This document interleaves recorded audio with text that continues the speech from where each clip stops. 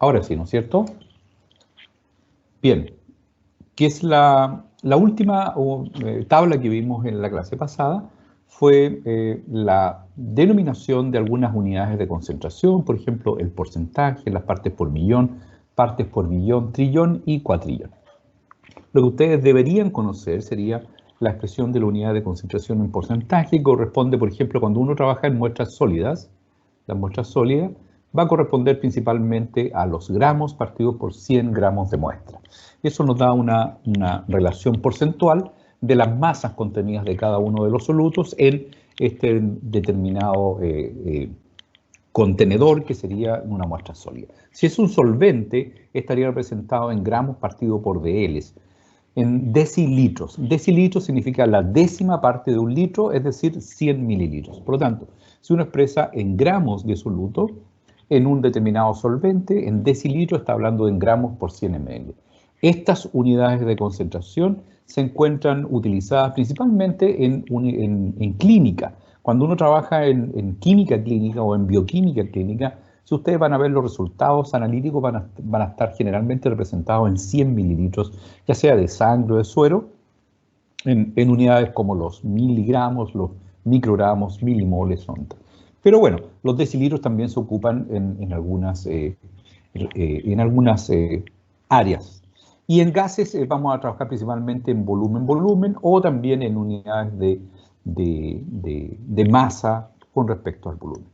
Ahora, ¿qué vamos a decir? En sólidos, generalmente, las unidades, cuando uno trabaja ya en las unidades de la química analítica actual, en general, los sólidos, su unidad de medición son los kilogramos. Cuando están en líquidos son en litros, es decir, si están en agua, por ejemplo, tendríamos que la unidad fundamental sería el litro, y si lo pasamos a masa, esto sería, si consideramos agua, la densidad del agua igual a 1, sería en kilogramos también de agua. Sin embargo, cuando hablamos en gases, para establecer las concentraciones de gases, las unidades fundamentales son los metros cúbicos, los cuales se representan se pueden ser equivalentes a 1000 litros, son iguales a 1 metro cúbico. ¿Ya? Bien, entonces cuando hablemos de partes por millón, ¿qué vamos a estar representando? Esto es una jerga. Cuando ustedes escriben ppm, no se olviden, por favor, que están utilizando una jerga analítica, y por lo tanto la unidad ppm que nosotros utilizamos normalmente en el laboratorio con nuestros compañeros, con nuestros colegas, no se debe usar, por ejemplo, en informes oficiales. En informes oficiales, si ustedes quieren hablar en partes por millón, tendrían que hablar, si en sólidos, en miligramos por kilogramos, si es en líquidos, en miligramos por litro, o si es en gases, en ml por metro cúbico. Ok, ¿qué significa una parte por millón? Si nosotros consideramos como la unidad fundamental un kilogramo, y este kilogramo lo dividimos en 1.000.000 de partes, vamos a tener que, si dividimos el kilogramo, voy a colocar acá 1 kilogramo, lo vamos a dividir en 1000 veces, dividido por 1000 veces, ¿ya? Nos quedarían igual a ¿qué? A gramos, ¿verdad? Gramos. Ahora, si ese gramo lo vamos a dividir nuevamente 1000 veces, para que nos quede el kilogramo dividido por 1.000.000 de veces, nos van a dar miligramos. Y por lo tanto, cuando el kilogramo lo dividimos 1.000.000 de veces, quedamos con unidades de miligramos. Y por lo tanto, cuando uno dice una parte en 1.000.000, estamos considerando miligramos por kilogramos. ¿Ya? Ojalá se haya entendido. Cuando tenemos miligramos por kilogramos, tenemos la millonésima parte de un kilogramo. Ok, si esto lo atribuimos, por ejemplo, a milimoles por kilogramo, en cantidad ahora, estaríamos hablando de concentraciones bastante bajas, ¿no es cierto? En milimoles partido por kilogramo. Por ejemplo, si consideramos a las personas de Chile, ¿ya? Y los queremos dividir en 1.000.000 de veces, la población de Chile, que son aproximadamente 19 millones de personas, si consideramos 19 millones, una parte en 1.000.000 serían aproximadamente 19 habitantes de Chile. Entonces, si ustedes tienen una muestra que considera, por ejemplo, todos los habitantes de Chile y la concentración es una parte por millón, estarían considerando solamente a 19 habitantes de la población de Chile, lo cual es bastante reducido. Por lo tanto, ustedes se darán cuenta que cuando uno trabaja en una parte por millón o en partes por millón, estamos trabajando ya en concentraciones muy pequeñas. Ok, si consideramos ahora en muestras líquidas, donde la unidad base sería el litro, ¿no es cierto? Si dividimos 1000 veces un litro, nos quedaría mililitros. Y si el mililitro lo dividimos 1000 veces, nos quedaría microlitros. Por lo tanto, la cantidad que estamos precisando acá serían miligramos. Si lo transformamos a gramos, estarían dando miligramos por litro. ¿Ya? Si el agua lo dividimos nuevamente, o sea, aplicamos la densidad, sería 1 kilogramo, y si ese kilogramo lo dividimos 1000 veces, nos quedaría miligramos por litro. Y los miligramos por litro en realidad se ocupan bastante, sobre todo en normativas nacionales e internacionales, cuando se representan, por ejemplo, las máximas concentraciones permitidas en aguas de descarga industriales, por ejemplo, o cuando se representa la concentración de un contaminante. Bien, ahora, si las partes por millón la llevamos a metros cúbicos, o sea, dividimos en 1.000.000 de veces un metro cúbico, nos quedaría en mililitros. Acuérdense, si dividimos un metro cúbico por 1000, nos quedaría 1 litro, ¿verdad? 1 litro. Y ahora el litro lo dividimos 1000 veces, o sea, nos dan 1.000.000 de veces dividiendo al metro cúbico, nos quedaría en mililitros por metro cúbico. ¿Les parece? Ok, ahora vamos a trabajar o vamos a irnos a dividir una parte por millón en 1000 veces, o sea, nos quedaría en una parte por billón. Eso quiere decir que vamos a trabajar con la billonésima parte de 1 kilogramo, si esto es que trabajamos en muestras sólidas. Entonces, si este miligramo lo dividimos en 1000 veces, nos quedaría 1 microgramo. O sea, 1 microgramo por kilogramo sería equivalente a una parte por billón, lo cual se abrevia como ppb. Ok, ahora, si esto lo pasamos a agua, ¿no es cierto? Y aplicamos la densidad de 1 gramo por ml, nos quedaría 1 microgramo por litro. 1 microgramo de cualquier compuesto en 1 litro de disolvente nos quedaría como unidad de concentración igual a partes por billón. Ahora, si dividimos 1 mililitro por 1000 veces nos quedan microlitros. Por lo tanto, si estamos trabajando en gases y dividimos 1000 millones de veces al metro cúbico, nos quedaría 1 microlitro.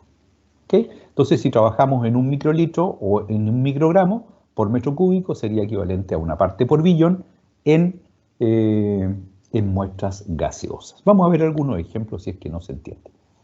Bien, y otras concentraciones que nosotros determinamos, por ejemplo, en nuestros laboratorios son partes por trillón, o sea, la trillonésima parte, ¿ya? La trillonésima parte del contenido de 1 kilogramo sería nanogramos, ¿verdad? Nanogramos, 10 elevado a menos 9, nanogramos o nanogramos por litro o nanogramos por kilogramo, según corresponda a sólido líquido respectivamente.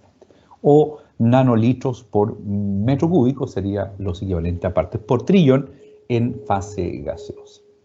Y si queremos complicarlo más aún y medimos contaminantes, pero ultra en bajas concentraciones, tenemos en partes por cuatrillón, denominados también ppq, ¿ya? Y los ppq serían los picogramos en kilogramos, o los picogramos en 1 litro, o los picolitros en 1 metro cúbico. Por lo tanto, ya tenemos conocimiento de cuáles son las unidades de concentración que enfrenta o que representa este nuevo desafío de la química analítica de determinar concentraciones cada vez más bajas. Y lo que se ocupa en general son las partes por millón, partes por billón, partes por trillón o partes por cuatrillón.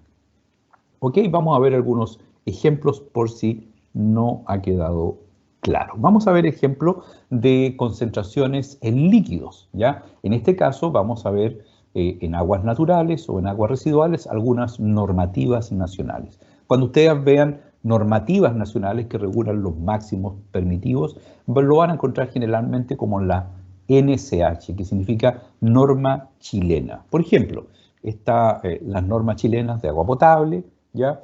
Las normas chilenas de aguas residuales, normas chilenas de calidad de aguas naturales. Y lo cual también se representa en algunas, que estos normas chilenas están consagrados en los que se llaman los decretos supremos que lo hacen ley. Y ahí ustedes lo van a encontrar abreviados como DS, que significa decretos supremos, que son dictados por algunos ministerios y estos decretos supremos dan la rigurosidad o la validez legal a las normas chilenas que son aplicables en el territorio nacional. Siempre, como consejo, hay que comparar las normas chilenas con las normas internacionales, para cual ustedes tienen una gran cantidad de normativas de distintos países. Por ejemplo, en Estados Unidos están las normas EPA, ¿ya?, que corresponden a las normas de la Environmental Protection Agency, ¿ok? O la Agencia de Protección Ambiental, que también dictan normas, por ejemplo, de tipo ambiental. Pero también están las normas de agrupación de países, como las normas europeas, los cuales se caracterizan por las siglas EU, ¿ok? Entonces, siempre cuando ustedes comparen normativas de máximos permitidos, por ejemplo, es normal o es aconsejable que ustedes también comparen esas normativas nacionales con normativas internacionales, ya sea de algunos países o de agrupaciones de países. Ok, aquí les presento una norma chilena, ya la norma chilena, me parece que esto es norma de emisión, regulación de contaminantes asociados a descarga de residuos líquidos superficiales. Ya, esto es lo que se denomina el Decreto Supremo 90. Ya creo que este es del año 2001, ¿ya? Y en el Decreto Supremo 90 regula la concentración de algunos contaminantes. Aquí están los contaminantes en esta parte de la tabla, en esta columna. Por ejemplo, algunos de elementos inorgánicos, estos son elementos inorgánicos. Después hay algunos compuestos orgánicos, estos por colocar solamente algunos ejemplos, y algunos aniones inorgánicos, que tienen potencial toxicidad para el medio ambiente o también para las personas. Bien, entonces, este Decreto Supremo número 90 regula, por ejemplo, la concentración máxima de la concentración en las descargas industriales.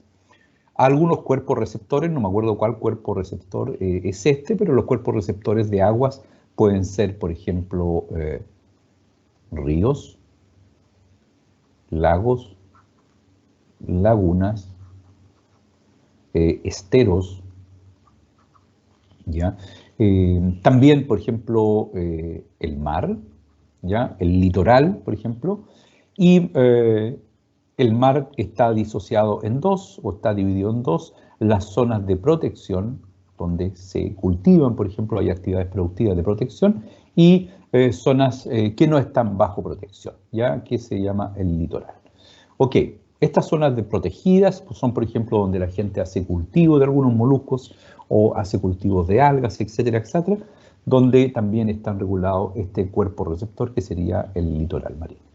Y los ríos también están divididos en, por ejemplo, en ríos con capacidad de dilución, ¿ya? Con dilución, que pueden diluir, y ríos sin capacidad de dilución, sin dilución.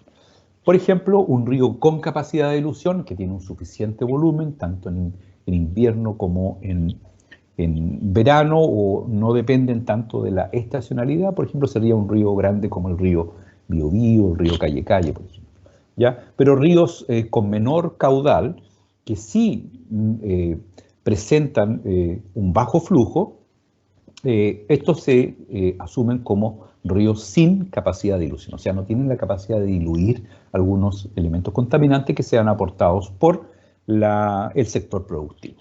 ¿Ya? Entonces es muy interesante o muy apropiado tener en cuenta cuál es el cuerpo receptor. Y el decreto supremo así lo hace ver. O sea, estos máximos permitidos del decreto supremo número 90, estos que vamos a ver acá, que están en esta columna, que van a estar en miligramos partido por litro, ¿ya? Considera cuál es el cuerpo receptor, si tiene capacidad de dilución o no tiene una capacidad de dilución. Bien, vamos a ver algunos. Si ustedes se fijan, las unidades que están acá representadas en esta columna, todos los compuestos del decreto supremo número 90 están hechos o están regulados en miligramos de este contaminante por litro. Por lo tanto, son solamente comparables en su masa y no en su cantidad, los cuales estarían hechos en milimoles, por ejemplo, por litro, ¿verdad? Eso podríamos comparar en cantidad, pero ahora se compara en esta normativa en base a la masa. ¿Ok? Entonces, veamos, el aluminio, el arsénico, el cadmio, el cobre total, el cromo hexavalente, solamente no el cromo total, el fósforo total, el hierro disuelto, el mercurio, el plomo y el selenio. Son solamente por colocarles algunos ejemplos. Y vamos a analizar, por ejemplo, en base al máximo permitido. Fíjese usted, el máximo que permite este decreto supremo, acá está. Si buscamos al elemento que tiene la menor concentración permitida en miligramos por litro, nos vamos acá, sería, si ustedes me ayudan acá, no sé, caso sería el cadmio, este sería uno de los más tóxicos. Después habría otro elemento que es 5 veces más permitido, que sería el cromo. Después aquí, 0.01 sería el mercurio, sería, yo diría que el más bajo. O sea, lo voy a marcar con un asterisco, el mercurio, ya lo voy a envolver acá, ya, y también el plomo, ¿no es cierto? Bien, por lo tanto, todos estos elementos están regulados en miligramos por litro. Y si nosotros queremos hacer, por ejemplo, descubrir cuál es el elemento más tóxico, simplemente nos vamos a la norma y vemos cuál es la concentración más baja que está permitida. Y esa concentración más baja permitida es porque está acusando o evidenciando que este componente o esta especie metálica es la más tóxica para los humanos y para el medio ambiente. Voy a borrar acá. Entonces, el límite máximo para mercurio sería de 0.001 miligramos por litro. Obviamente, esta denominación es un poco engorrosa porque en realidad sería 10 elevado a menos 3 miligramos de mercurio. Entonces, una forma de simplificar esto, que uno lo hace constantemente, y vamos a ver que esto genera ciertas confusiones, es que cambie la unidad de miligramos y la reduzca 1000 veces, ¿ya? Entonces, lo que tengo que hacer acá es pasar los miligramos, los voy a pasar, si los disminuyo 1000 veces, estoy pasando a microgramos, ¿ya? Entonces, ¿cuánto sería en microgramos acá? Entonces, aquí sería la concentración, sería 1 microgramo partido por litro de mercurio. Entonces, uno podría decir, expresar esta máxima concentración permitida en dos tipos de unidades, en miligramos por litro o en microgramos por litro. Pero si lo quiero expresar en microgramos, tendría que amplificar esta unidad de miligramos en 1000 veces en el número, ¿no es cierto?, para que nos quede en 1 microgramo por litro. ¿Ya? Pues, si nos vamos, por ejemplo, al segundo más tóxico, aquí sería 0.01, estaría el cadmio y el cadmio, ¿no es cierto?, el 0.01, 0.05, el cadmio y el selenio. O sea, el cadmio y el selenio son los elementos también bastante tóxicos y que están regulados en el decreto supremo número 90. Ahora, si los pasamos a microgramos, en el caso de cadmio sería 10 microgramos partido por litro, si los consideramos en unidades de microgramos por litro. Y acá el mercurio sería 1 microgramo partido por litro. Y en el caso del selenio, 10 microgramos partido por litro. Listo. Ok, entonces estamos bastante claros. Uno puede transformar esta unidad de concentración en miligramos o microgramos, pero si la norma especifica que está en miligramos por litro, cuando uno hace un informe oficial, lo que tiene que hacer es, primero que nada, ser consistente desde el principio hasta el final, siempre colocando las unidades de concentración en las mismas unidades. Y les recomiendo enfáticamente que si las unidades de concentración donde uno va a comparar los resultados con normativas, exprese sus resultados en las mismas unidades de concentración. Todo esto para evitar confusiones de unidades de concentración que tienden a suceder, sobre todo en público inexperto o en personas inexpertas que pueden leer solamente el número y empezar a comparar números con números sin atender las unidades de concentración. Ok, bueno, si nos vamos, por ejemplo, a otros compuestos que están también reflejados en la normativa, voy a agrandar acá, por ejemplo, algunos aspectos, algunos compuestos orgánicos como hidrocarburos fijos, pentaclorofenol, que era un pesticida utilizado antiguamente, ahora está prohibido, el tetracloroeteno, el tolueno y el triclorometano en aguas naturales, ¿ya? También están representados en miligramos por litro. Aquí está su forma, su fórmula o su abreviación. Y tenemos que los compuestos que tienen una concentración menor tolerada serían el pentaclorofenol, que sería 0,09 miligramos por litro. ¿Les parece? Ok, entonces ahora cuando uno empieza a comparar, uno se puede fijar en esta concentración en miligramos por litro, pero también uno lo puede hacer tomando en consideración la masa molar y considerar la cantidad y así trabajar, por ejemplo, en milimoles o micromoles. Si ustedes se fijan, aniones bastante tóxicos para el medio ambiente y para las personas son el cianuro, por ejemplo, ¿ya? Y su máximo nivel permitido es 0,2 miligramos por litro en descargas industriales hacia cuerpos de aguas receptores naturales. Bien, y otros haluros que están regulados serían los cloruros, el flúor, ¿ya? Los sulfatos y los sulfuros. Lejos, el cianuro, en este caso, es el más tóxico. Y el menos tóxico sería el ion sulfato, ¿verdad? Y acá, dentro de los metales, el menos tóxico sería el aluminio, ¿ok? Cuya máxima concentración permitida sería 5 miligramos por litro. Bien, ahora, quiero hacer un alcance acá y me gustaría que ustedes pusieran atención en este sentido, es que para algunos elementos, si ustedes se dan cuenta, ¿ya? Que voy a marcar acá, está considerado la concentración total. Y todo esto total, excepto para un elemento que es el cromo hexavalente, el cromo 6. Lo voy a anotar acá, el cromo hexavalente, que también, como nosotros sabemos, podría ser representado como el cromato, ¿ya? El cromato o el dicromato es medio ácido, ¿cierto? Entonces, la pregunta es ¿por qué está regulado en la norma chilena o en este decreto 90 solamente el cromo hexavalente, siendo que también pueden existir otras especies como el cromo 3?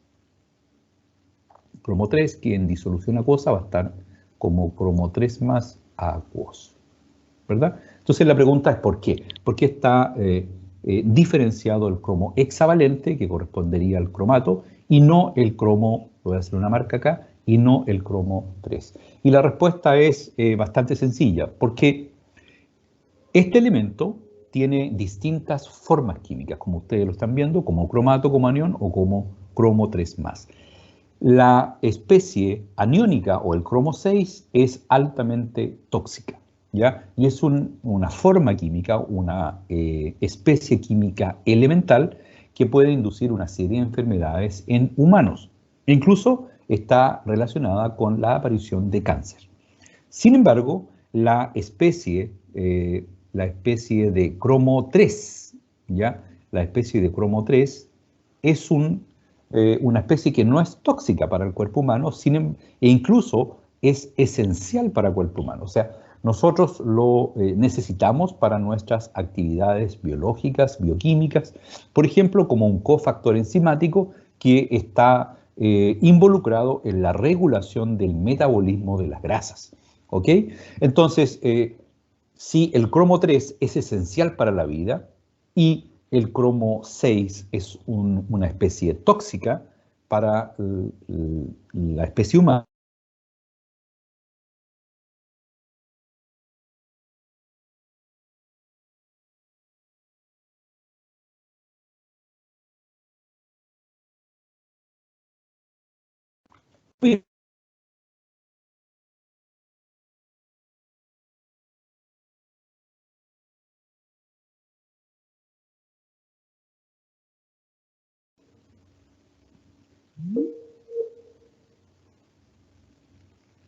Parece que se cortó. Tengo mala señal de internet, ustedes me van a disculpar, pero estoy haciendo la clase desde la Universidad de Concepción, que no sé por qué razón tiene algunas interrupciones en la red.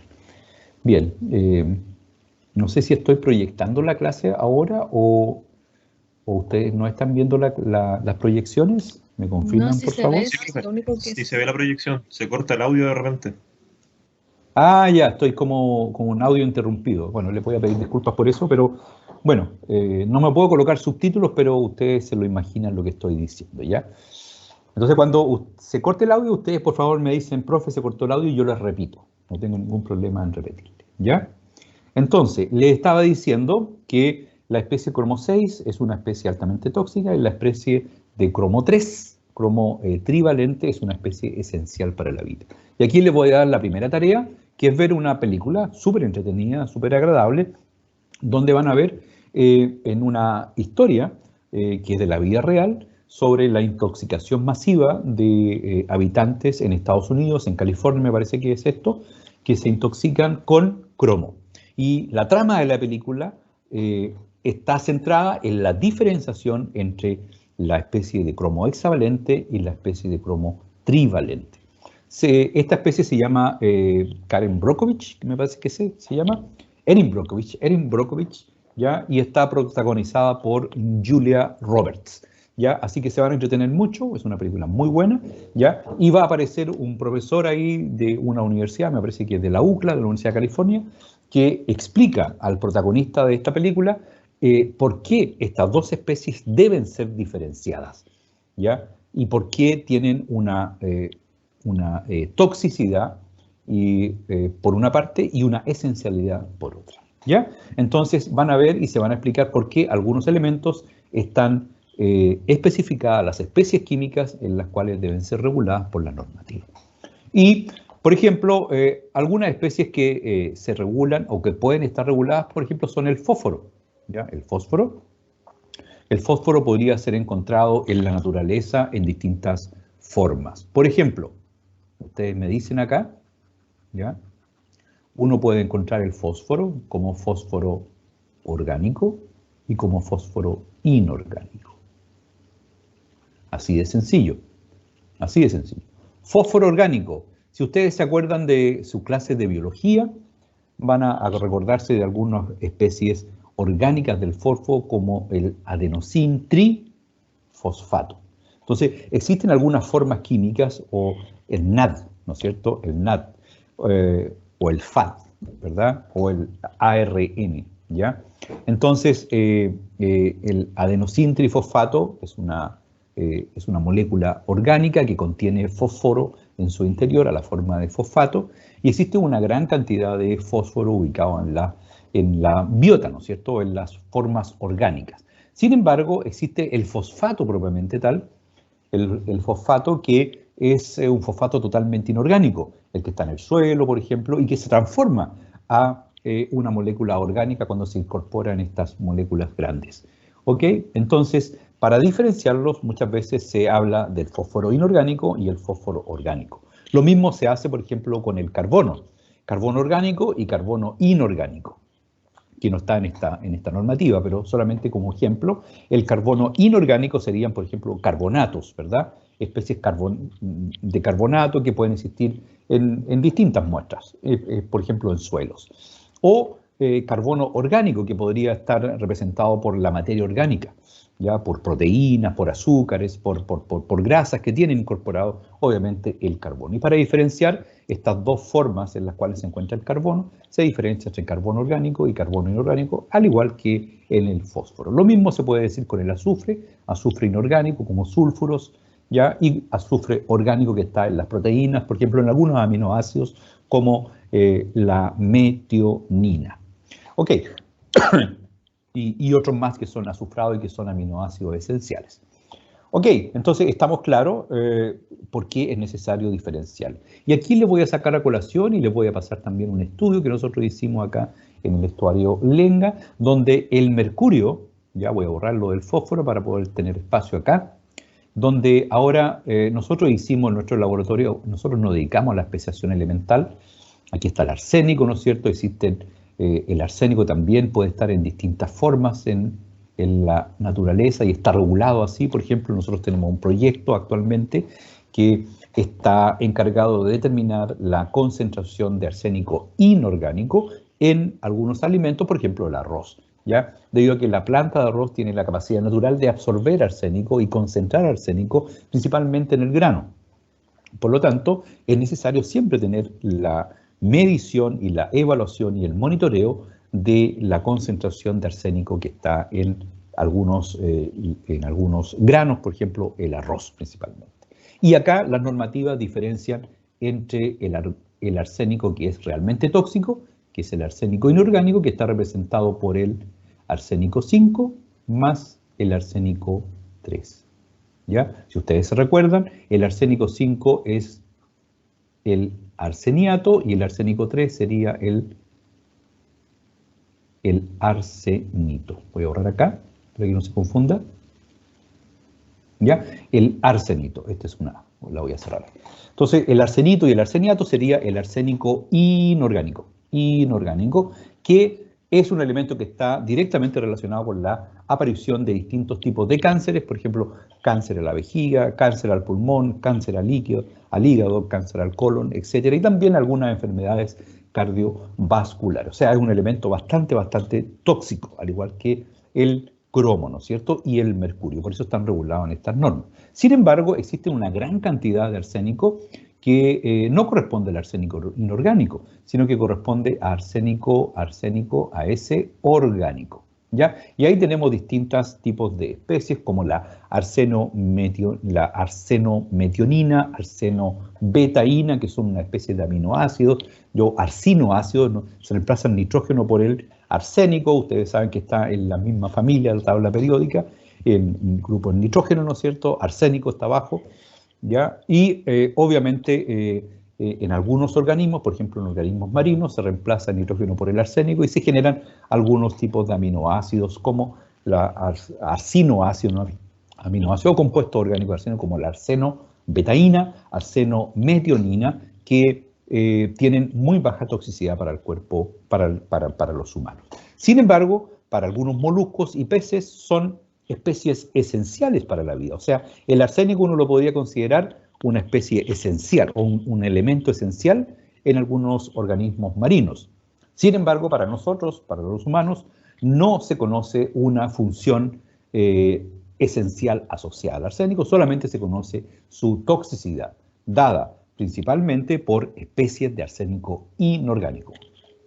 Y nosotros, como les decimos, tenemos actualmente un proyecto para determinar y diferenciar estas especies en arroz, donde la concentración máxima de arsénico inorgánico en arroz sería 200 microgramos por kilogramo. Eso sería en arroz, ¿ya? Ok, en cambio en agua las descargas superficiales sería de 0.5 gramos de miligramos por litro.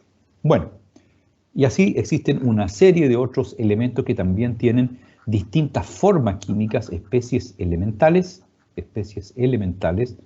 que deben ser diferenciadas por distintos métodos analíticos. Por ejemplo, aquí voy a dar otro ejemplo. El mercurio, una de las especies más tóxicas que se conoce es esta, positivo, que corresponde a una especie denominada el metilmercurio. Metilmercurio es una especie organometálica porque tiene un grupo metilo que le da un carácter orgánico y asociado a un metal pesado, que es una pésima combinación, que da una especie altamente tóxica y que es la especie organometálica más tóxica que se conozca en la Tierra. Bien, ¿dónde se puede encontrar esta especie organometálica, el metilmercurio? Se encuentra principalmente, nuevamente, en algunos peces, sobre todo en peces grandes, que corresponden al último eslabón de la cadena trófica marina, por ejemplo, en ballenas, en tiburones, en delfines, en atún. Todos los peces grandes ya tienen en general, como comen bastante masa de peces pequeños, van concentrando el mercurio y lo van transformando en metilmercurio.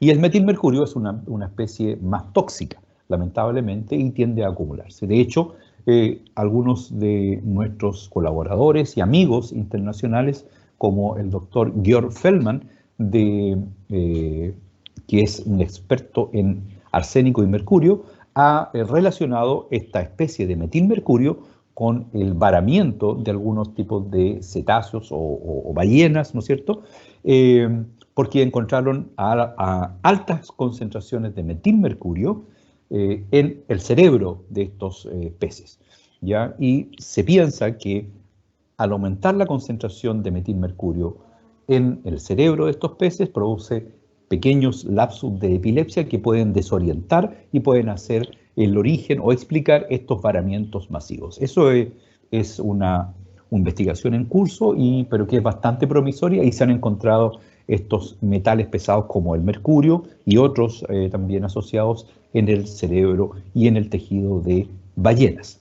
Bien, vamos a dejar hasta ahí estos ejemplos de las especies metálicas y especies químicas elementales y las unidades de concentración. Bien, aquí está el Decreto Supremo 609, que es un decreto que nosotros tenemos que cumplir generalmente cuando trabajamos en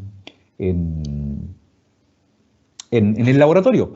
Tenemos que cumplir el Decreto 609, que regula ¿qué? Los límites máximos de descargas ya que se efectúan a la red de alcantarillado. Y por eso es que en nuestro laboratorio, cuando ustedes van a nuestro laboratorio y hacen experimentos de química, todos los compuestos y los residuos químicos que son desechados tienen que desecharse a contenedores especiales que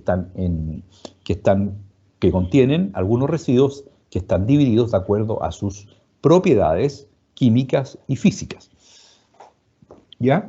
Y no se desechan, como antiguamente se hacía, directamente al desagüe. Entonces, cuando ustedes hacen un experimento en el Departamento de Química Analítica e Inorgánica, hacen su experimento, desechan sus residuos en contenedores especiales, en bidones. Esos contenedores se van a una unidad de materiales peligrosos que se denomina MATPEL, que hace una acopio de estos residuos y una clasificación. Nosotros los clasificamos en el laboratorio. Ellos revisan esta separación o esta clasificación y se disponen en forma controlada, con cadena custodia, en forma muy responsable, como indica el decreto 609, a empresas que reciben estos residuos y que se encargan de su pasivación para que no vayan a dar al medio ambiente. Por lo tanto, cuando ustedes hacen un laboratorio, siempre tienen que estar cumpliendo el Decreto Supremo número 609. Dicho esto, en el contexto, vamos a ver cuáles son las unidades en las cuales están reguladas los parámetros que son regulados y que van a dar directamente al alcantarillado, ¿ya? Y que se transforman en aguas servidas. Vamos a ver, las unidades son miligramos por litro, todo esto son miligramos por litros, hay algunas distintas, pero ¿qué nos encontramos acá? Ahora se regulan aceites y grasas. Nuevamente, aluminio, arsénico, boro, cadmio, cianuro, cobre, nuevamente cromo hexavalente, cromo total ahora, hidrocarburos totales, magnesio, mercurio nuevamente, níquel, pH, plomo también, etc. Por lo tanto, existe una gran cantidad de parámetros que son controlados ya o regulados a través de esta normativa o el Decreto Supremo 609. Y aquí están los máximos permitidos y nuevamente empezamos a buscar cuáles son los los números más pequeños para ver cuáles son los más tóxicos, ¿ya? Todos están en miligramos por litro, así que los puedo comparar, ¿verdad? Y, ¿sí? Aquí está. En la plantilla anterior, en hidrocarburos totales, salía expresión fluoruro e hidrógeno, y acá sale HC. ¿Hay alguna diferenciación que haya que hacer? ¿O fue un error de plantilla? Claro. No, no, no. En la planilla anterior, aquí, como usted bien dice, acá está, acá, hidrocarburos fijos, HF.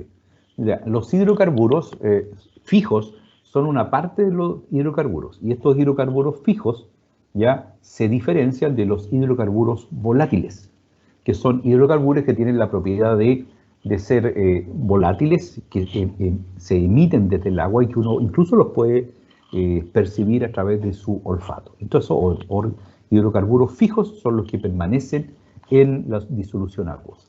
En este caso, grasas, aceite es un concepto mucho más general, ¿ya? Esto involucra los hidrocarburos fijos, los hidrocarburos volátiles, y las grasas son formas ya de triglicéridos que se aglomeran y forman una especie de grasa, de sólidos incluso, que se pueden ir directamente al sedimento y que no permanecen disueltos ya o suspendidos en el agua. No sé si se entiende. Cuando uno compara aceites, aceites podrían ser hidrocarburos fijos, volátiles, más otros compuestos orgánicos, ¿ya? Y grasas son aglomeraciones de estos ácidos grasos y que componen ya esto es lo que se llaman grasas, grasas o ceras, ahí está, grasas o ceras, que corresponden a No, compuestos hidrocarbonados mucho más pesados, mucho más grandes, ¿ya? la pregunta era sobre el parámetro. Aquí dice hidrocarburos totales y en la anterior decía hidrocarburos fijos. Eso era. Claro, Pero creo que me quedó claro.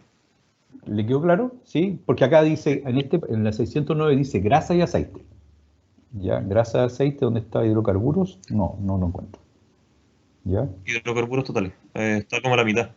Tiene un tic. Acá, ya, hidrocarburos totales. Eso involucra tanto los volátiles como los no volátiles, ¿ya? Ya, Y perfecto. hay una técnica súper estandarizada donde uno simplemente aplica lo que vimos en la clase pasada, que dice similares disuelven a similares. Entonces lo que hace el analista en el laboratorio, toma una muestra de agua, que puede ser de 1 litro, le incorpora un solvente orgánico, ¿ya? Un solvente orgánico que va a estar destinado a disolver, ¿ya? O a extraer todos los hidrocarburos, ¿ya? Que son poco solubles en agua y son más solubles en solvente orgánico, se extrae, ¿ya? Y se disuelven. Y luego eso se analiza por distintas técnicas como las técnicas de infrarrojo, donde uno mide estos enlaces carbono-hidrógeno. Y ahí determina la concentración de hidrocarburos totales. E incluye a los volátiles y los no volátiles. ¿Les parece?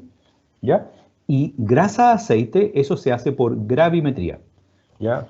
Simplemente se extrae todos los hidrocarburos, ¿ya? Y después se evapora el solvente y se mide la masa de todo lo que queda. Y eso determina la cantidad de aceites, hidrocarburos, más grasas que hayan estado contenidos en la muestra. ¿Le parece? Entonces, son como subclases ya de aceites y grasas. Una subclase sería hidrocarburos totales. Una subclase de hidrocarburos totales sería hidrocarburos fijos e hidrocarburos volátiles. ¿Ya? No sé si Perfecto. quedó Gracias. claro. No, de nada, encantado. Ok, bueno, y lo que quería resaltar de esto es cuál es el compuesto más tóxico, que lo tengo marcado acá, nuevamente el mercurio, ¿ya? Como mercurio total, no se mide metilmercurio, ¿ya? Y su límite máximo es 0.02. ¿Se fijan? Ahora, como esto va, ¿por qué su regulación será un poquito más alta, o sea, más permisiva que la anterior, que va directamente a las aguas naturales? Y es por lo siguiente, porque se supone que las descargas, las aguas que se descargan al alcantarillado, antes de ser vertidas a las aguas naturales, son tratadas, ¿no es cierto?, en una planta de tratamiento de aguas servidas. ¿Les parece? Y por lo tanto, en esos tratamientos ya de aguas servidas, se podría eliminar o retener, para que no llegue a las aguas naturales, al mercurio. Y por lo tanto, los límites al alcantarillado son un poquitito más altos. Bueno, no sé qué tanto más alto, sería 0.01 hasta 0.02 dividido por 0.001 serían 20 veces. 20 veces más alto. O sea, la concentración que uno puede emitir cuando expende o expulsa un residuo, ¿no es cierto?, a el alcantarillado de la ciudad, podría ser 20 veces más alto que emitirlo directamente a las aguas naturales, a los cuerpos de agua naturales. Eso se hace obviamente para proteger las aguas naturales y al medio ambiente. ¿Ok? ¿Está claro todo esto, no? Podemos seguir avanzando. Recordamos las unidades de concentración nuevamente, miligramos partido por litro, que en jerga química, insisto, nosotros lo vamos a tratar como partes por millón. O si algún compuesto lo podemos pasar a microgramos partido por litro, pero para eso tenemos que multiplicar ese valor por 1000. O sea, tenemos que amplificar el miligramo a microgramos y ahí podemos expresarlo en microgramos y eso correspondería a ppb por billón. ¿Les parece? Casi siempre en la prueba les pregunto eso. Transforme tal concentración de tal contaminante en miligramos por litro a microgramos por litro, nanogramos por litro, picogramos por litro, etc. Entonces tienen que empezar a tratar de intercambiar las unidades. Esto no lo hago para que ustedes lo hagan en un informe. Recuerdo, cuando hacen un informe, comiencen con una unidad de concentración y terminen el informe con la misma unidad de concentración. Si ustedes van a comparar las concentraciones, compárenlas cerciorándose que sean las mismas unidades de concentración. Ok. Concentraciones en sólidos. Bueno, aquí vamos a hablar de sedimentos, suelos, son muestras naturales. Pero también pueden haber rocas, pueden haber productos sólidos, ¿ya?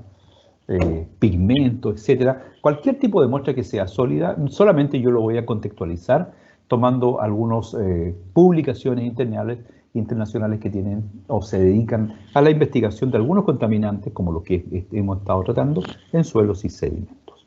¿Ya? ¿Cuál es el objetivo de estas próximas proyecciones? Es que ustedes puedan comparar, ¿ya?, las unidades de concentración, las cuales se emplean en la literatura científica. Y ustedes aprendan a convertirlas o interpretarlas o a interconvertirlas. ¿Ya? Aquí ustedes esperan que ustedes puedan interconvertir fácilmente en forma mental estas unidades de concentración. ¿Y por qué hago referencia a la literatura científica? Es porque nosotros debiéramos ser los más estrictos, sin embargo, somos los más despelotados. Ya ustedes van a ver acá algunas publicaciones que van a estar en nanogramos por gramo, otras que van a estar en miligramos o en microgramos por kilogramo, y al final van a ser lo mismo.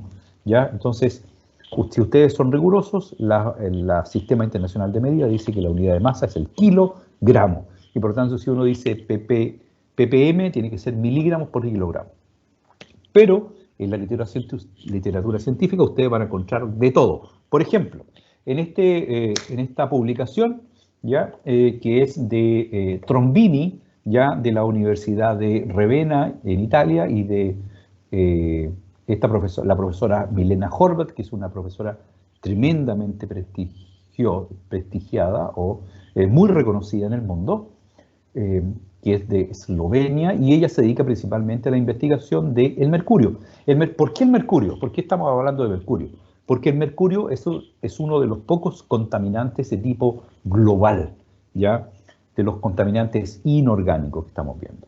Ya ustedes saben que el mercurio se emite principalmente a la atmósfera en forma de mercurio metálico cuando se combustiona. Por ejemplo, se combustiona carbón, esa es la principal fuente de mercurio en el aire, en la atmósfera, no en el aire, en la atmósfera. ¿Cuáles son los países cuya emisión de contaminantes de mercurio es la más alta del mundo? Obviamente, China, por su alta cantidad de plantas termoeléctricas que funcionan con carbón como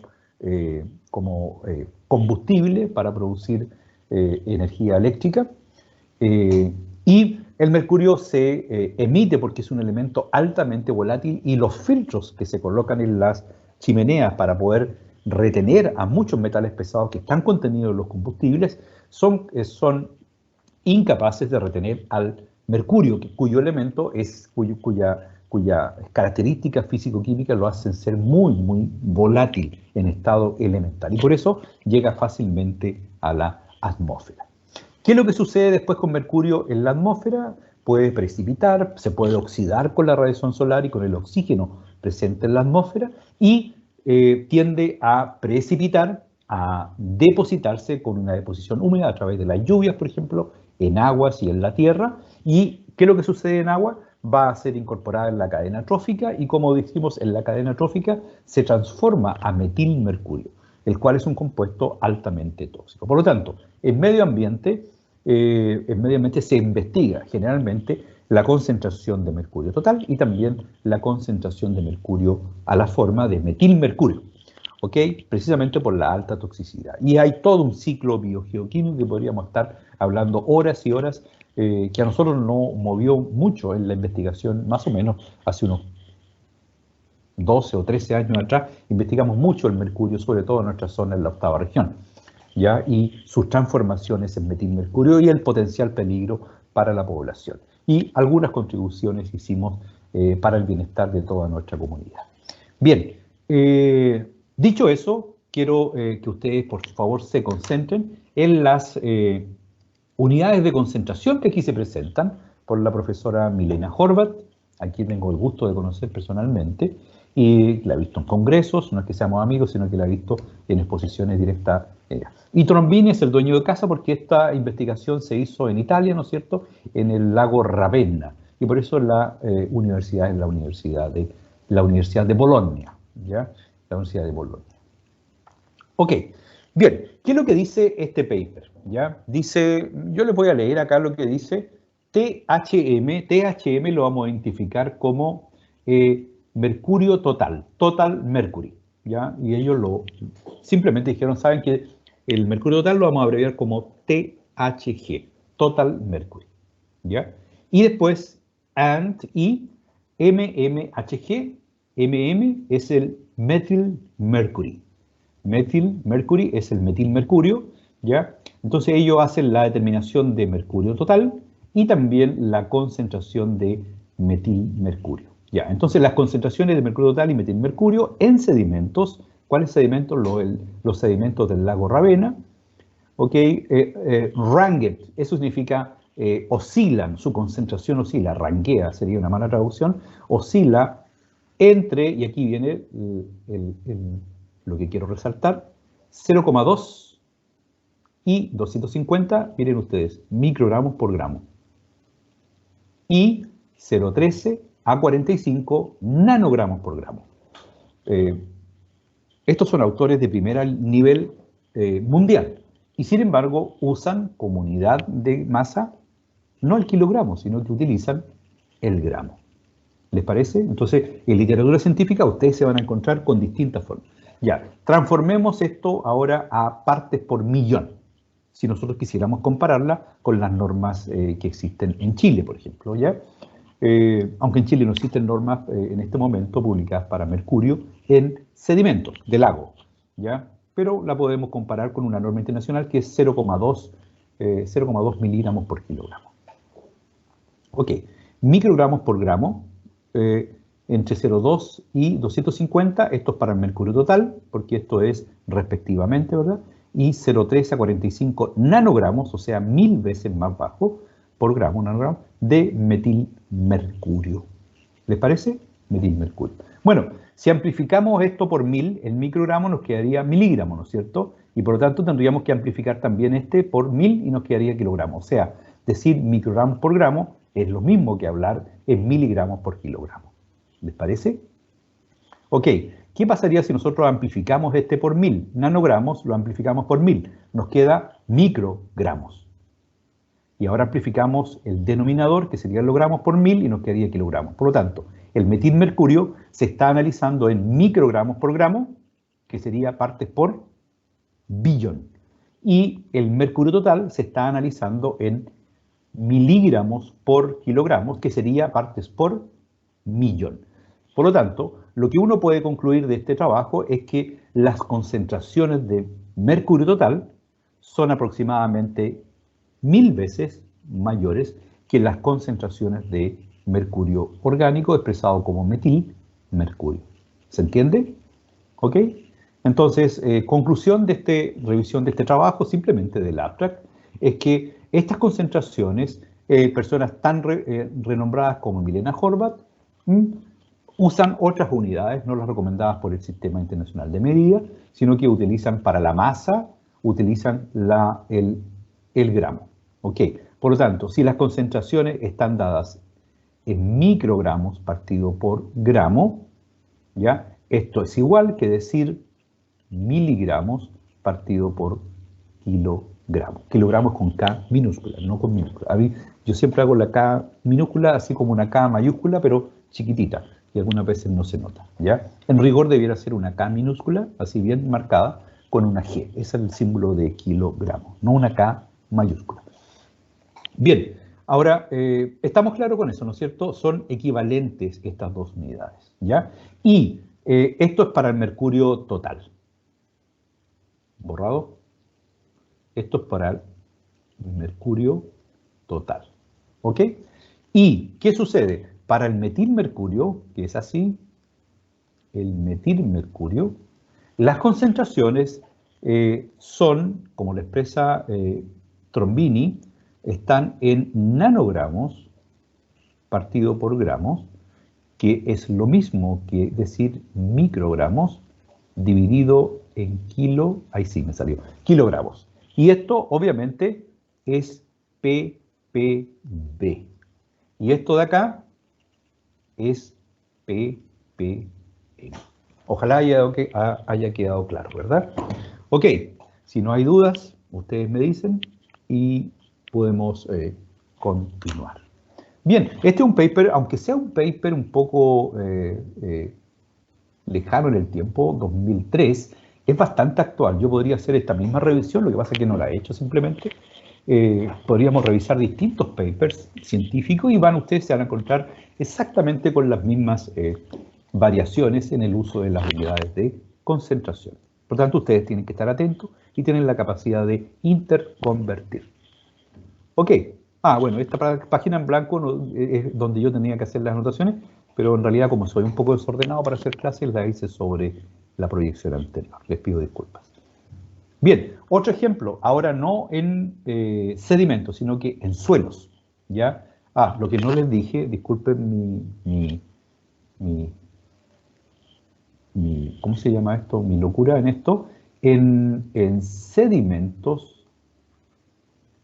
existen algunas normativas internacionales que dicen que el máximo recomendado para proteger la salud de las personas es 0,2 miligramos partido por kilogramo.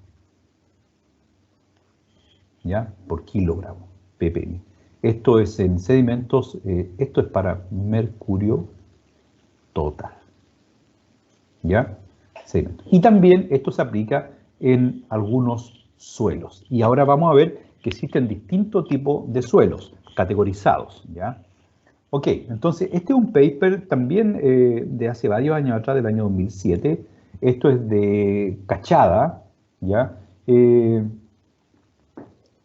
Cachada, que es un grupo de Portugal, que hizo un análisis de varios tipos de suelos que se ocupan para distintos usos ya en Europa y cerca de una planta de cloroálcali o una planta de clorohidróxido de hidróxido de sodio, de soda, de cloro y soda, una planta clorosoda, así se dice, una planta clorosoda en español, ya que en tecnologías muy antiguas usaban membranas de mercurio.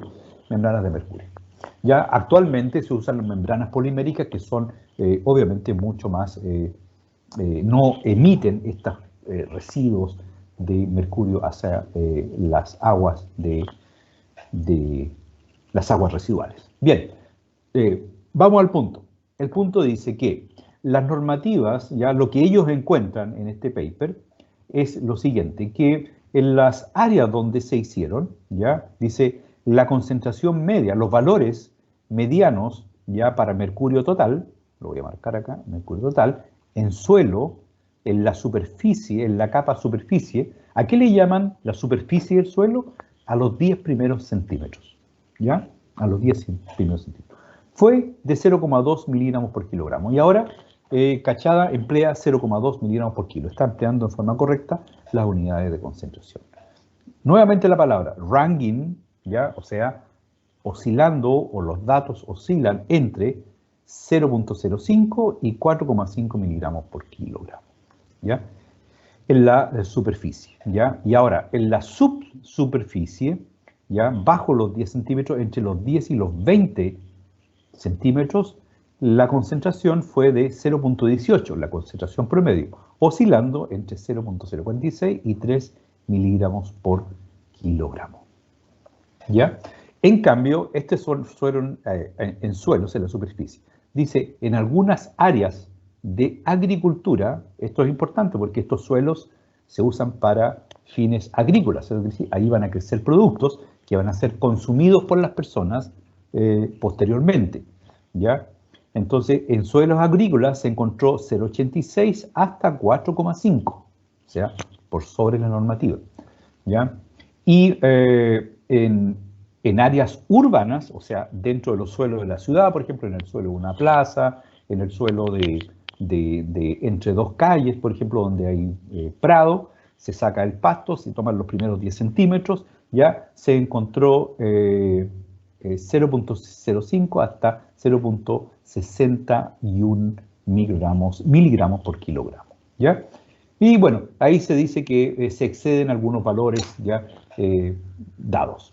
Vamos a ver, entonces, en conclusión, en la capa superficial, la norma dice 0,2 kilogramos, es el promedio, perdón, este es el promedio, 0,2 miligramos por kilogramo, y este es el rango. En el suelo agrícola, 0,86 a 4,5, y en la área urbana, paradójicamente, tiene menos mercurio, hasta 0,61 miligramos por kilogramo.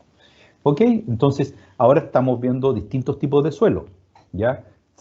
Suelo para agricultura y suelo en áreas urbanas. Incluso este suelo se mide, en muchos países se controla la concentración de mercurio en suelos donde se van a construir casas, porque en esos suelos van a vivir personas y van a jugar niños. ¿Qué es lo que hacen los niños generalmente? Tienden a jugar con tierra, ¿ya? En mis tiempos por lo menos, ahora juegan prácticamente con teléfonos y tabletas. Bueno, pero si los niños juegan con tierra, se llevan las manos a la boca y consumen ya parte de suelo, y se dice que esa es una incorporación oral de algunos contaminantes que están contenidos en el suelo. Por tanto, muchos países tienen bastante restringidas las normativas de algunos elementos en suelos que van a estar dedicados a la habitación de personas, a la construcción, ¿ya? Y tienen distintas normas para suelos agrícolas, ¿ya? En estos suelos agrícolas donde van a crecer alimentos que van a ser consumidos por las personas. ¿Bien? Ok, vamos a ver qué dice después. Bueno, lo que yo les voy a pedir que ustedes hagan, por favor, el siguiente ejercicio. Comparar las concentraciones de mercurio total y metilmercurio en los papers de Trombini del 2003 y Cachada del 2007, me parece que era, no era 2008. Bien, entonces, comparen ustedes las concentraciones. Acuérdense que Trombini y colaboradores hacen sedimentos y Cachada hace suelos. Y van a poder comparar cómo andan las concentraciones tanto de mercurio total como de mercurio. Cuáles son los órdenes de magnitud que las diferencian, cuánto más mercurio total hay que metilmercurio en ambas papers. Bien. Aquí tenemos otro límite máximo de mercurio en algunos países. Esta es una tabla sacada, no me recuerdo dónde, debería estar la cita acá. Me parece que es del mismo paper de Cachada, ¿ya? Y las normativas están dadas en miligramos por kilogramo. Y aquí tenemos, por ejemplo, para suelo agrícola, el target, el objetivo, es aproximadamente no más de 2, ¿ya? No más de 2 miligramos por kilogramo. Ok. Este 1, 1,5, 2, ¿ya? Tiene que ver, aquí este B, ¿ya? De acuerdo al pH del suelo, ¿ya? Hay suelos acidificados que son un poquito más ácidos, otros suelos que son más alcalinos, ¿ya? Y eso también depende de la biodisponibilidad del mercurio, por eso hacen esta diferencia. Bueno, en Canadá, por ejemplo, ¿ya? La norma residencial permite hasta 6,6 miligramos por kilogramo, bastante más que en Europa, que es 0,2. Perdón, 2. ¿ya? Y en agricultura hasta 6,2. O sea, la norma canadiense es mucho más permisiva, ya permite mayores concentraciones de este contaminante que en otros países, ¿ya? Por ejemplo, comparemos estos países, los Países Bajos, ¿ya? Y Finlandia. Fíjense ustedes aquí, las normas que se usan para suelo, para cualquier tipo de suelo, ¿ya? Es 0,3. ¿Cuántas veces sería más baja? Sería 6,6 dividido por 0,3. ¿Cuánto sería eso? ¿Cuánto sería eso? Gracias. 0,6 serían 10 veces, a 0,3, 20 veces. 20 veces sería 22 veces, muchas gracias. 22 veces sería más estricta o menos estricta la norma de los Países Bajos.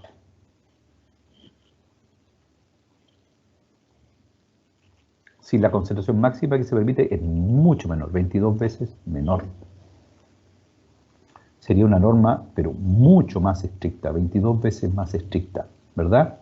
Y, ¿qué es lo que dice acá? Límite de intervención. Eso quiere decir que, por ejemplo, Canadá y Portugal no tienen límite de intervención. O sea, cuando un suelo tiene 10 miligramos por litro, dice, bueno, este suelo está contaminado. En cambio, en Países Bajos, cuando el suelo tiene de 10 o más miligramos por kilogramo de mercurio total, existe una ley que dice que ese suelo debe ser intervenido. Y ser intervenido un suelo significa que el suelo tiene que ser remediado. ¿A cuenta de quién? ¿Quién paga la cuenta? La paga el que contaminó, y si no la puede pagar el que contaminó, la paga el Estado. O sea, son acciones las normas no solamente regulan los máximos permitidos, sino que también genera acciones, lo cual me parece mucho más razonable. En cambio, en países nórdicos como Finlandia, ¿verdad? La norma de mercurio ya pasa a ser mucho más estricta, creo que es una de las más estrictas del mundo, que es 0,2 miligramos por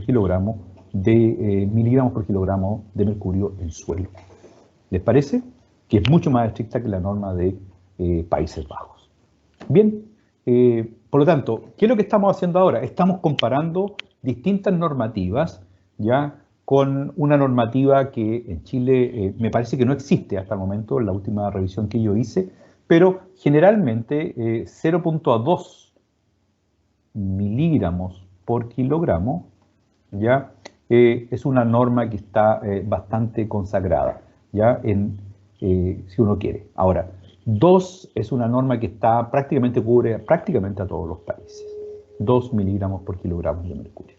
¿Ya? Sin embargo, mi forma de ver las cosas es que esta concentración debiera tender a ser cada vez más baja por la alta toxicidad de mercurio, ¿ya? Porque mercurio es un elemento que está presente prácticamente en todas partes, en la combustión del carbón, como vimos, la combustión de las bencinas, del petróleo diésel, se va acumulando en las ciudades, se va acumulando en sectores agrícolas. Y por lo tanto es necesario regularlo. Y más peligroso aún sería el control de la concentración de metilmercurio. Y esas normativas prácticamente no existen en los países latinoamericanos. En algunos países pueden existir normas máximas permitidas de metilmercurio. Ok. Contaminación en gases ahora. Ahora entramos a otro tipo de mezclas que habíamos visto en la clase anterior. Tenemos mezclas que son con un disolvente, que es un gas, ¿verdad? Y otro contenido o un soluto que va a ser otro gas, ¿verdad? Bueno, y aquí tenemos la normativa primaria de calidad del aire en Chile. Aquí estamos en Chilito, ya volvemos a Chilito, y tenemos que existen algunos contaminantes atmosféricos que están regulados para proteger la salud de las personas. Por ejemplo, los NOx, que aquí se suma tanto el NO2 como el NO en el NO, ¿ya? Tanto el monóxido de nitrógeno como el dióxido de nitrógeno están regulados por el Decreto Supremo 114, promulgado en el año 2003, y que regula la concentración máxima aquí están las unidades de concentración, microgramos por metro cúbico. Entonces ahora, como vimos anteriormente, esto corresponde a partes por billón, microgramos en metro cúbico. Entonces uno podría decir que la concentración máxima permitida para NOx, para gases, en una hora, máximo el promedio en una hora es 400 partes por billón de N o X, o si uno lo mide en el promedio anual de una población, no puede superar el promedio de la concentración anual en 100 microgramos por metro cúbico. ¿Les parece? Ozono, por ejemplo, podría ser otro contaminante. Bueno, los contaminantes son los regulados en la legislación chilena. Dióxido de nitrógeno, dióxido de azufre, ozono, monóxido de carbono. Dióxido de carbono no está regulado, por eso le pongo yo, no existe. Dióxido de carbono no es tóxico. El monóxido de carbono sí es tóxico. PM10, que son el material particulado de 10 micrómetros, que corresponde a sólidos en suspensión, ya no es una disolución, es una suspensión, o PM2,5, que son partículas de sólidos suspendidos en aire que pueden tener un diámetro menor o igual a 2,5 micrómetros, que son los más tóxicos, porque son más pequeños. Ok, entonces tenemos gases, estos serían gases, y estos serían sólidos. Luego también está regulado, pero no lo vamos a ver. Bien, entonces, las unidades de concentración en gases se expresan en la normativa chilena en partes por billón, en microgramos por metro cúbico. Y ustedes tienen que considerar, por ejemplo, si el PM2,5 es más tóxico, la concentración promedio anual, el promedio de todas las mediciones durante un año, debe ser inferior a 20 microgramos por metro cúbico de material particulado de 2,5 o menor. Y la concentración de PM10, que es un poco menos tóxico, pero sigue siendo tóxico, se permite hasta una concentración de 50 microgramos por metro cúbico.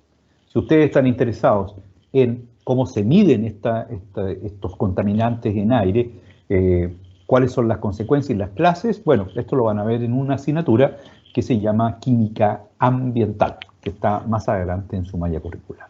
Ahora solamente vamos a ver cómo se expresan las unidades de concentración de estos contaminantes en aire.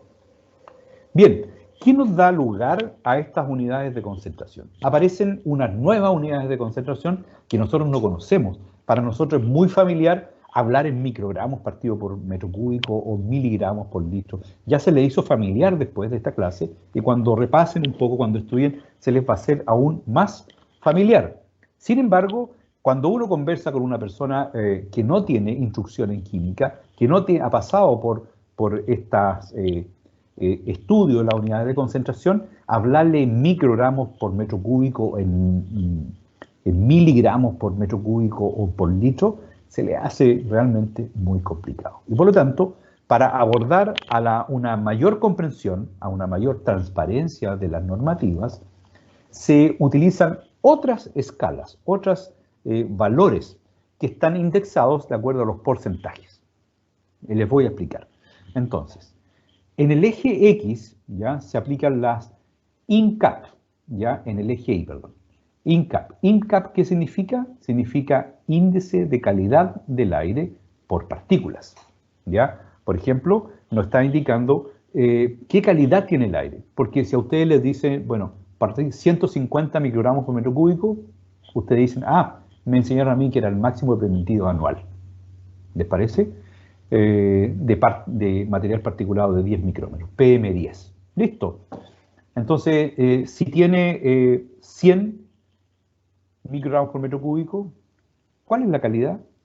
Uno dice, es una calidad buena. ¿Ya? Si tiene 150, llega justo al límite, o sea, pasa a otro nivel de calidad. ¿Verdad? Entonces pasa a un nivel de calidad regular. Después, malo, ¿no es cierto? Y eso puede detonar o activar ciertas acciones, como vimos anteriormente. Entonces, índice de calidad es una nueva escala, que dice que el 100%, o sea, el índice de calidad 100, lo voy a marcar acá, el 100%, índice de calidad 100, está relacionada o coincide con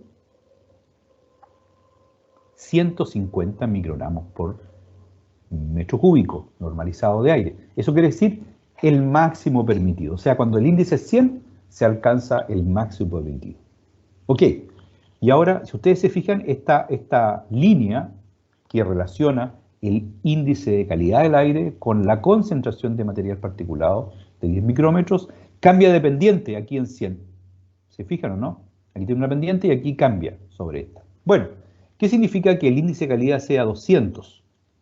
no quiere decir que la concentración sea 300, porque aumenta la pendiente. Entonces, cuando es 200, se declara alerta, porque la concentración pasa a ser 195 microgramos por metro cúbico, ¿ya? O sea, el índice de calidad 200 ya coincide con 195 microgramos por metro cúbico.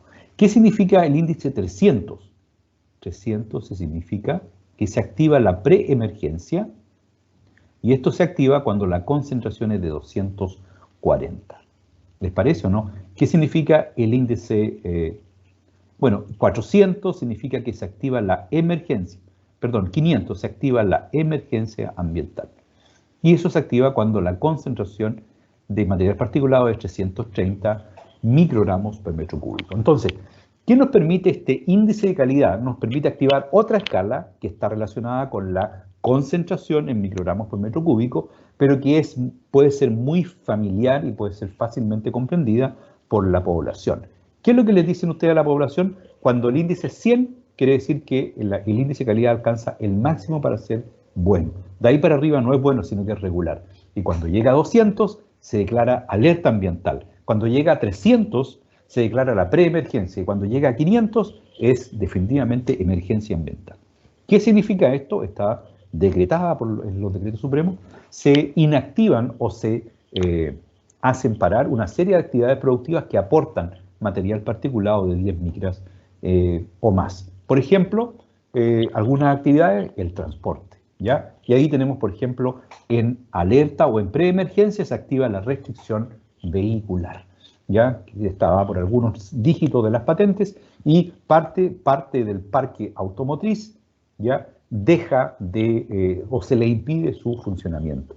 Algunas actividades productivas, como grandes plantas que tienen emisiones gaseosas que generan material particulado, también son restringidas en su actividad productiva, ¿ya? Y por lo tanto, cuando es emergencia, bueno, lo que se gatilla también, por ejemplo, es la activación de los centros de salud, porque se sabe que van a llegar más personas enfermas producto de ese aumento de la concentración de material particulado. Por lo tanto, tenemos que estas unidades de concentración familiares para nosotros los químicos, ¿ya?, dan lugar a otras unidades de concentración y que representan la calidad, que es en realidad lo que le interesa a la gente, ¿ya? Lo que le interesa conocer a la gente.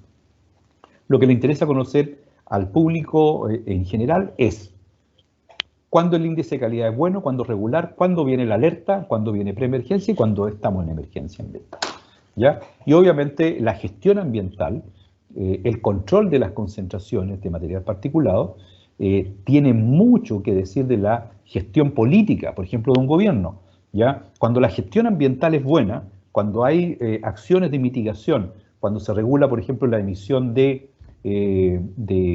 las estufas a leña, por ejemplo, que son ampliamente utilizadas en Chile, cuando el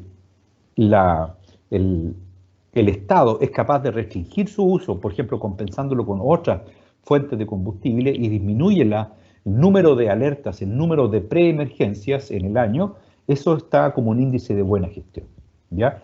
Entonces, estos son números que nos indican a nosotros calidad del aire y en definitiva, calidad de vida para las personas. Vivir en un ambiente sin contaminación es una garantía constitucional.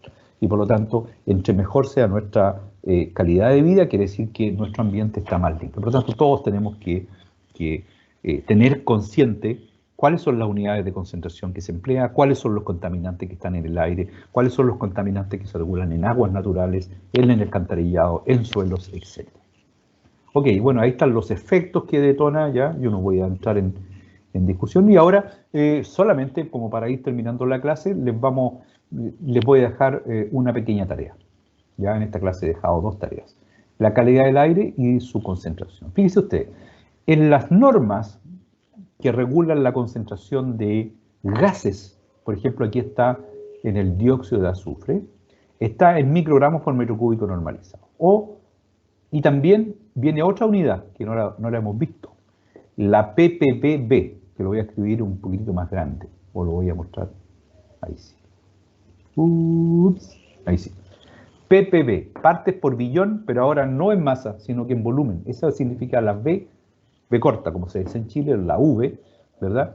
Partes por billón en volumen. Entonces ahora tenemos que aprender, ustedes tienen que aprender a traspasar o a interconvertir en unidades de concentración en masa, partes por billón de masa, en partes por billón en volumen, o sea, a microlitros por metro cúbico normalizado. Y aquí están las unidades de concentración, por ejemplo, del dióxido de azufre en microgramos por metro cúbico, que va de 0 a 99, es el INCAG, eso sería el índice de calidad del aire por gases, en este caso por dióxido de azufre, índice de calidad por gases del aire. De 0 a 99, antes de llegar al 100, yo le había dicho 100, ahí me equivoqué, del 0 al 99, ¿ya? Cuando la calidad es bueno, corresponde a una concentración en microgramos por metro cúbico de 0 a 349. En cambio, cuando expreso esa unidad, esta misma concentración, pero ahora en volumen, no en masa, va de 0 a 133. O sea, que existe un factor de conversión de 349 a 133. ¿Les parece? Ok, veamos ahora. ¿Cuándo se declara alerta? Dice, se declara alerta cuando la concentración ¿ya? De dióxido de azufre en microgramos por metro cúbico es de 500 a 649 microgramos por metro cúbico normalizado, o en partes por billón en volumen entre 191 y 247.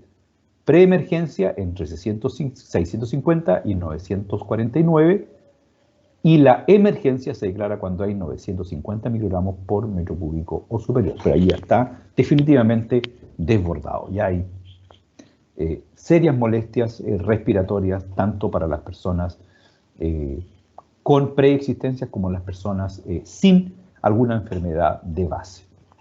¿Ya? Y en eso hemos caído lamentablemente, por ejemplo, en la zona de Puchuncaví, en la zona de industrializada del norte de Valparaíso. ¿Ya? En esta zona han habido varias preemergencias por el aumento de la concentración de dióxido de azufre, donde se sobrepasa todos estos niveles de alerta, preemergencia y emergencia, y la población ha tenido serias molestias y consecuencias. Por lo tanto, es súper importante que ustedes estén muy interiorizados en cómo se miden los compuestos, cuáles son sus unidades de concentración máximas permitidas por hora, por 8 horas, por 24 horas, su promedio anual, y cómo se intercambian estas unidades de concentración. Bueno, ustedes se estarán preguntando qué es lo que está, cómo se puede traspasar los microgramos ya por metro cúbico normalizado. Bueno, normalizado, eso quiere decir a 25 grados Celsius y una atmósfera. ¿Ya? Y cómo se puede pasar a partes por billón en volumen. Partes por billón en volumen. Bueno, es tremendamente sencillo. Lo que tienen que pasar es microgramos, es una unidad de masa, y tienen que pasarlo a volumen. ¿Cuál es la relación entre masa y volumen? ¿Qué lo relaciona la masa con el volumen? ¿Ya? La masa con el volumen es la densidad también, la masa molar también, y por lo tanto ustedes pueden encontrar ese factor de conversión. ¿Ya? Yo les voy a subir un apunte donde les enseño cómo se hace esto, ya me pilló la hora, cómo se hace esa transformación. Pero lo único que tienen que hacer es pasar los gramos o los microgramos a un volumen. Y ustedes, si ustedes se recuerdan, la ecuación general de gases, P por B es igual a N R por T, ¿verdad? Aquí está el volumen, y acá, ¿qué es lo que está? Está los moles, pero en los moles tenemos que es igual a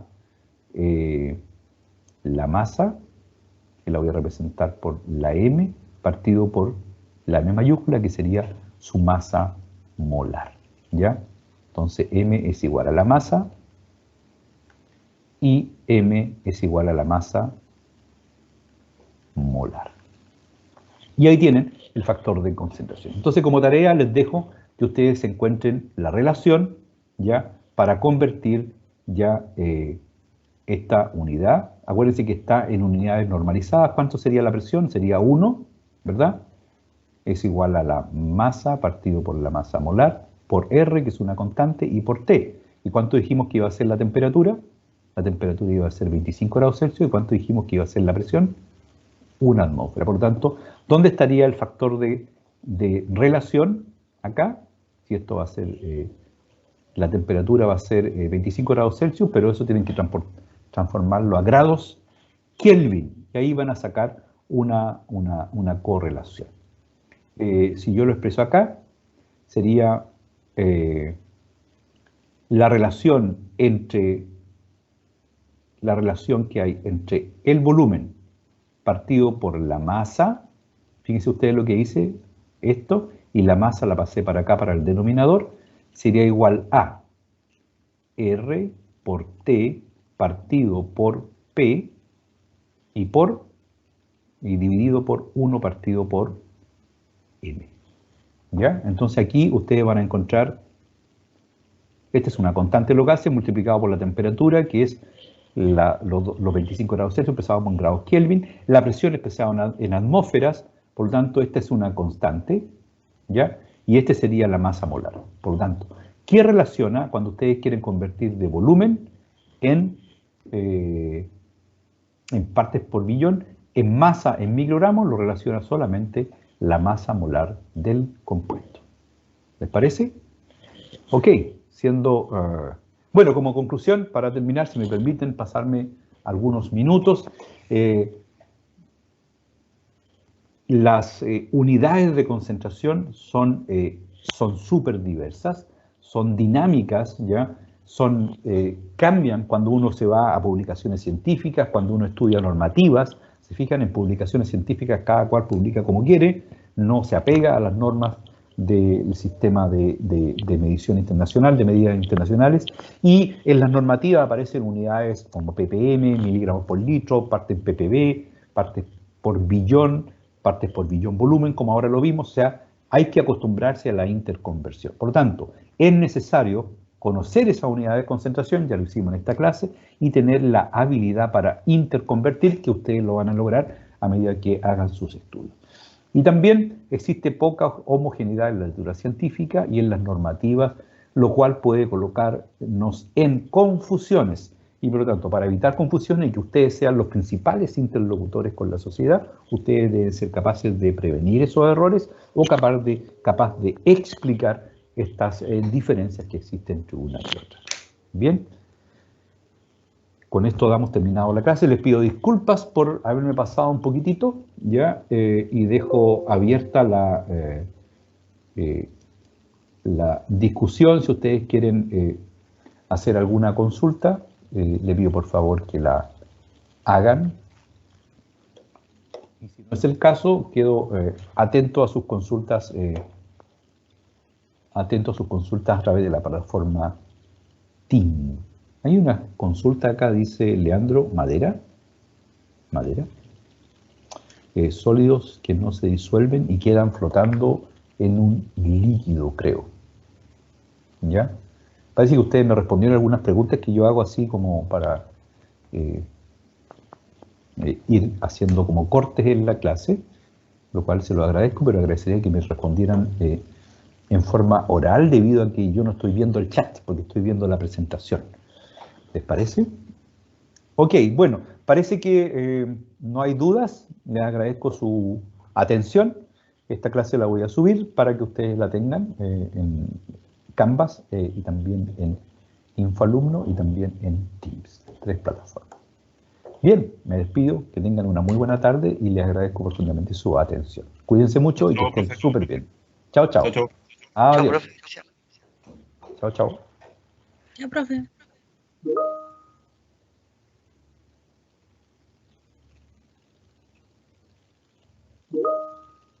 Adiós.